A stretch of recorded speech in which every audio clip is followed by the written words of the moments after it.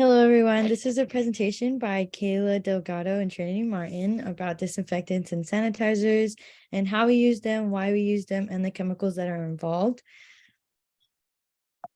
There you go. These are the definitions. Disinfectants are chemicals used to kill bacteria or irreversibly stop the bacterial activity.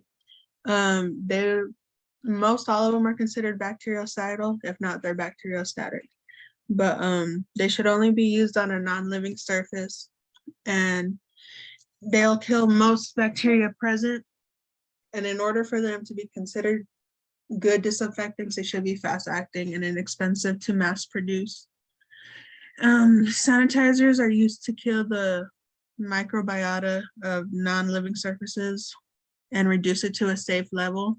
This is done using either heat or certain chemicals, and they're used heavily in the food industry to maintain bacteria levels. Okay, that's it.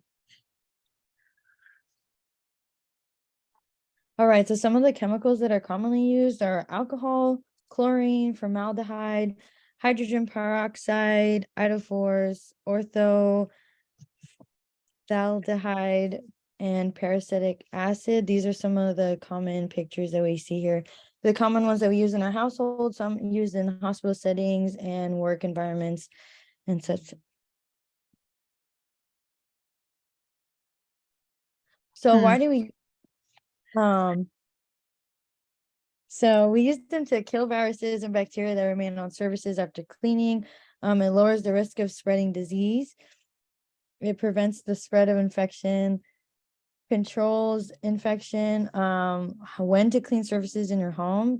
You want to clean high-touch surfaces like light switches, doorknobs, and countertops. And obviously we want to get rid of the visibly dirty or as needed surfaces. When to sanitize your home. You want to sanitize objects and surfaces that an infant or child may use. They have more of a tendency to get sick because they do a lot of hand to mouth touching. So we want to clean those surfaces as much as possible. Also, we want to consider food contact surfaces after natural disasters and, of course, inside the refrigerators. And then most effective, so hydrogen peroxide is ready to use. It breaks down into naturally occurring elements of water and oxygen. It kills bacteria and viruses quickly. Another one is quartz. This is a top choice for disinfections in hospitals and institutional settings. Chlorine compounds, these kill resistant viruses and cleaning bodily fluids. These are most common, obviously, in households. Alcohols, it's used to kill wide ranges of bacteria.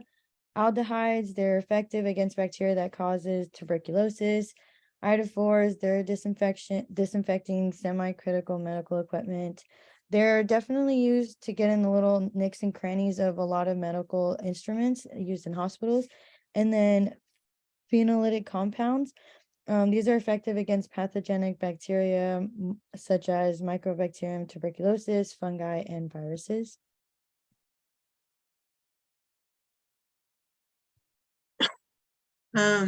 So different disinfectants and sanitizers are put into groups based on how they work.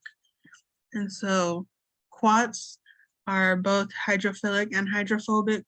They have both ends, so they allow them to enter and disrupt the membrane of viruses and other bacterial cells, pathogens. Then they denature the bacteria's protein and disrupt its systemic activity, which kills the cell. And alcohols they rapidly inhibit bacterial growth by denaturing proteins and then disrupt the membrane, which leads to cell lysis, which is when the membrane dissolves and all the viral contents leak out, killing the cell. And they're considered bactericidal, fungicidal, and virucidal in some cases. Reducers denature the virus's protein and destroy the envelope, which again leads to cell lysis. And oxidizers do pretty much the same thing, except this will lead to the cell with the loss of structure, which then leads to lysis. That's it. Mhm.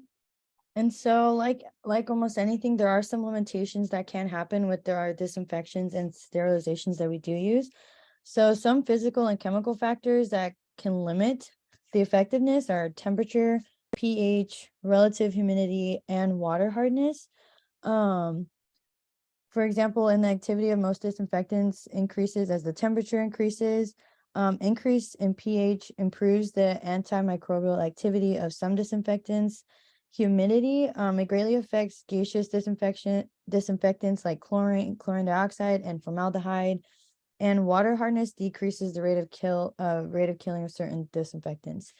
Number and location of microorganisms, the larger the number of microbes, the more time needed to destroy them.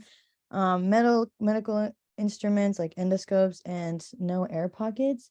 Too great an increase in temperature causes the disinfectant to degrade and weakens its germicidal activity, which can produce a potential health hazard. Medical instruments with multiple pieces must be disassembled and the equipment must be completely immersed for the entire exposure period. Concentration and potency, the more concentrated, the greater its efficacy. Organic and inorganic matter, organic materials can protect microorganisms from attack, acting as a physical barrier. And organic material can range from serum, blood, fecal matter, so and so. And then duration of exposure and biofilms can also affect the efficiency of disinfections and sterilization.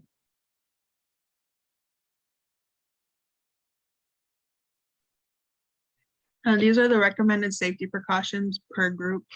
So for quats, they're considered to be skin irritants, and it's recommended they wear PPE, personal protection equipment, so gloves when applying these chemicals. And for alcohols, these can be considered extremely dangerous and can lead to harm in some cases. So it's recommended when working with these to wear ventilation and gloves when handling. Oxidizers are also considered to be skin irritants and can cause damage to the respiratory system if inhaled. So same thing with alcohols, proper ventilation and wear gloves when using these. Reducers are considered to be relatively safe, but they can be still skin irritants depending on which you're using. And it's recommended to wear gloves during use of these. All right, and these are our references that we use for the slide. Thank you for joining us, and we hope you learned something new today.